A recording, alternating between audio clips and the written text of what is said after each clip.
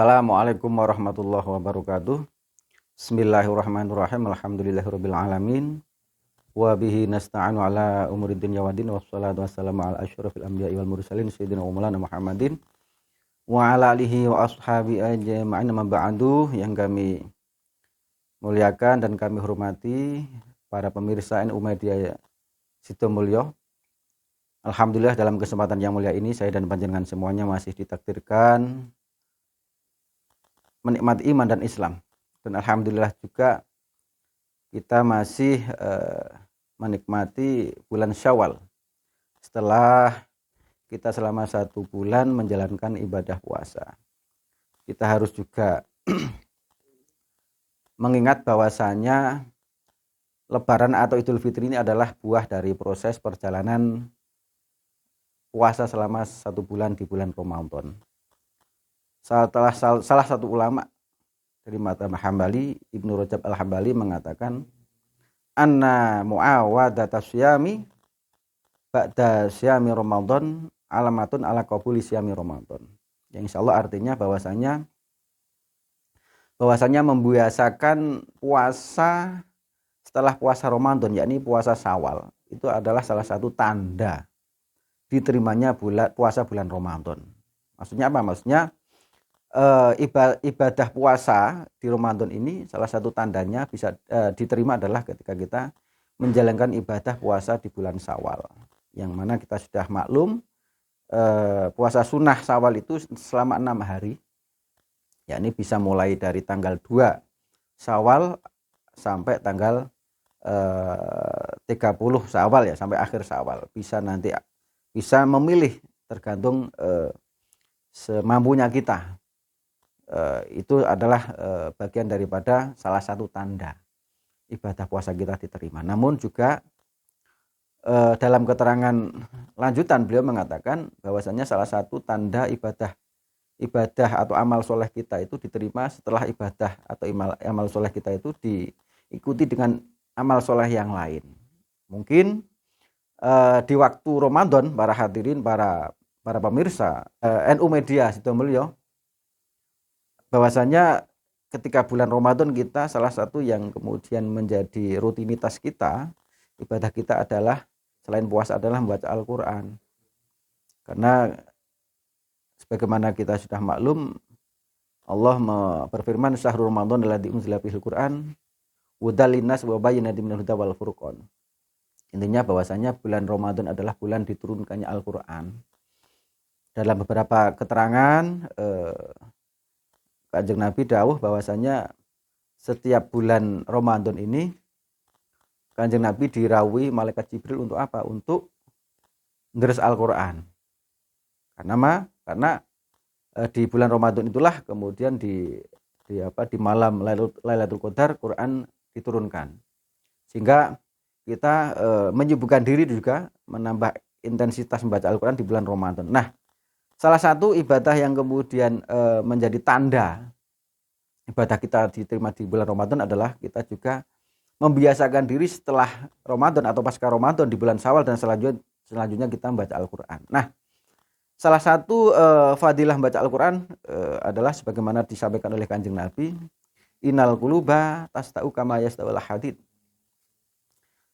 Bahwasanya sesungguhnya hati manusia ini ibarat besi, sehingga bisa berkarat, berpotensi bisa berkarat. Hati juga seperti itu. Ketika berkarat, besi kemudian digunakan untuk menyembelih ayam, itu akan tumpul. Sama, hati juga seperti itu. Hati yang tumpul penuh dengan kegelapan, sehingga sulit untuk mendapatkan hidayah. Sehingga butuh dibersihkan hati ini. Supaya kita mudah menerima hidayah, mudah menerima nasihat, mudah menerima kebaikan. Nah, dalam melanjutan hadis tadi, Kanjeng Nabi ditanya oleh sahabat, wa majala'uha ya Rasulullah, apa itu cara untuk membersihkan hati yang kotor? Kanjeng Nabi menjawab, qiraatul Quran wa dzikrul maut, membaca Al-Quran dan mengingat mati. Nah, strengthing dalam kesempatan ini yang ingin saya sampaikan adalah membaca Al-Quran. Setelah kita bulan Ramadan rutin baca Al-Quran, kemudian bagaimana pasca Ramadan ini kita juga rutin baca Al-Quran. Karena dengan baca Al-Quran bisa membersihkan hati kita yang kotor. Kan apa? Tiap hari pasti kita melakukan maksiat. Maksiat meskipun kecil, kemudian ketika bertambah berakumulasi, kemudian menjadikan hati kita gelap. Ketika gelap hatinya, kita sulit mendapatkan hidayah, sulit berat untuk melakukan ibadah. Dan ini ketika akumulasi menutup hati kita, hati kita gelap, kemudian kita akan sulit untuk mendapatkan pencerahan.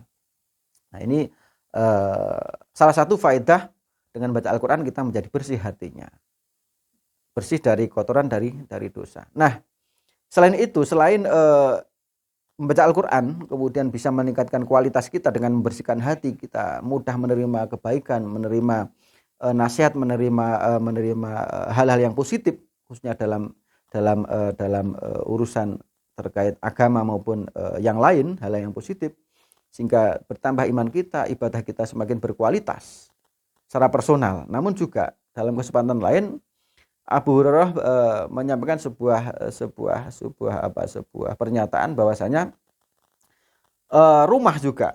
rumah yang sering dibacakan Al-Quran ini juga akan penuh dengan berkah, karena beliau mengatakan innal baita allazi yutla bihil Quran yatasi'u bi alihi. Bahwasanya rumah yang sering dibacakan Al-Quran, kata Abu Hurairah, akan luas ahlinya, penghuni rumahnya akan luas dalam konteks apa? Hatinya luas, pikirannya luas, rizkinya luas, kebaikannya luas. Kemudian selanjutnya wakatsura khairuhu, banyak kebaikannya. Dilalahnya rumah tersebut yang sering dibacakan Al-Quran oleh penghuninya akan banyak kebaikannya dalam segala aspek. Siapapun yang penghuni rumah tersebut, dilalahnya akan penuh dengan kebaikan, berpotensi melakukan kebaikan-kebaikan. Dan selanjutnya beliau mengatakan watahduruhu al-malaikah, malaikat kemudian berbondong-bondong masuk di rumah tersebut, malaikat rahmat. Sehingga apa? Sehingga rahmat rumah tersebut selalu dinaungi, selalu dihiasi dengan rahmatnya Allah yang dibawa oleh malaikat rahmat. Sehingga apa? Doa-doa kita juga diamini oleh malaikat. Potensi doa kita diijabahi. Karena apa? Karena barokah rumah yang sering dibacakan Al-Quran. Selanjutnya watahjuru asyayatin, setan-setan kemudian keluar dari rumah tersebut. Ini rumah yang sering dibacakan Al-Quran. Sehingga apa? Sehingga berpotensi rumah tersebut itu jauh dari kemungkaran, jauh dari maksiat, jauh dari musibah, jauh dari hal-hal yang sifatnya negatif. Tapi sebaliknya, kata beliau, fa innal baita alladzi la yutla bihil Qur'an yadiku bi ahlihi. Bahwasanya rumah yang jarang dibacakan Al-Quran, maka akan sempit ahlinya, sempit penghuninya, sempit hatinya, sempit pikirannya, sempit rezekinya, sempit kebaikannya. Sehingga apa? Sedikit kebaikannya. Selanjutnya beliau mengatakan wa yaqillu khairuhu, sedikit kebaikannya dalam aspek apapun. Meskipun rezekinya banyak tapi manfaatnya sedikit. Umurnya panjang, manfaatnya sedikit. Rumahnya bagus, manfaatnya sedikit. Ya, isinya rumahnya begitu megah, begitu bagus, tapi manfaatnya sedikit. Selanjutnya beliau mengatakan watahduru asyayatin, setan-setan kemudian kerasan hadir di rumah tersebut, rumah yang jarang dibacakan Al-Quran. Sehingga apa? Potensi untuk dihiasi dengan kemungkaran, dihiasi dengan dosa itu sangat potensial. Rumah yang jarang dibacakan Al-Quran. Dan kemudian selanjutnya beliau mengatakan, Abu Hurairah, watah jurhu al-malaikah, malaikat-malaikat kemudian hijrah dari rumah tersebut. Ini rumah yang jarang dibacakan Al-Quran. Walhasil yang ingin saya sampaikan dalam kesempatan yang mulia ini, bahwasanya pasca kita Ramadan, salah satu tanda ibadah Ramadan, ibadah puasa di bulan Ramadan adalah kita ini meningkatkan ibadah.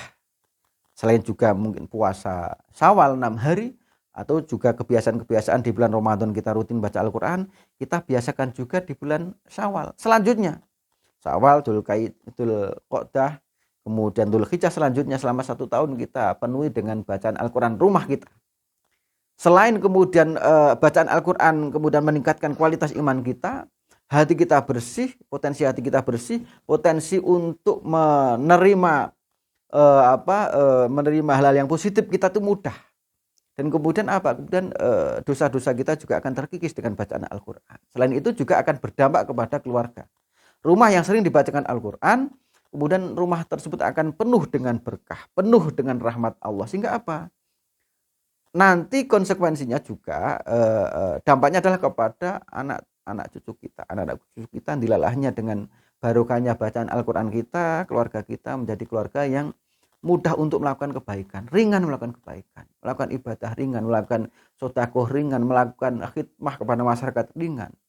Kemudian ibadah yang sifatnya personal, ibadah yang sifatnya ritual maupun sosial juga mudah muncul dari rumah tersebut. Sehingga apa? Potensi anak kita ini potensi untuk menjadi anak-anak yang solih dan solihah. Sehingga apa? Walhasil dengan bacaan Al-Quran, membiasakan bacaan Al-Quran yang sudah terbiasakan di bulan Ramadan, kemudian selain akan menciptakan kualitas keimanan secara personal kita, juga akan meningkatkan kualitas secara bersama dalam keluarga yang kemudian berdampak kepada masa depan kita dan juga anak cucu kita. Para pemirsa NU Media Sidoarjo, kira-kira itu yang bisa saya sampaikan dalam kesempatan yang mulia ini. Marilah kita setelah kita menikmati kemenangan di bulan Syawal ini, kita dengan cara meningkatkan, kita tingkatkan lagi ibadah kita, baik itu ibadah yang sifatnya ritual maupun sosial. Semoga manfaat. Ada kurang lebih maaf. Walaupun minkum wallahu muwaffiq ila aqwamit thoriq. Wassalamualaikum warahmatullahi wabarakatuh.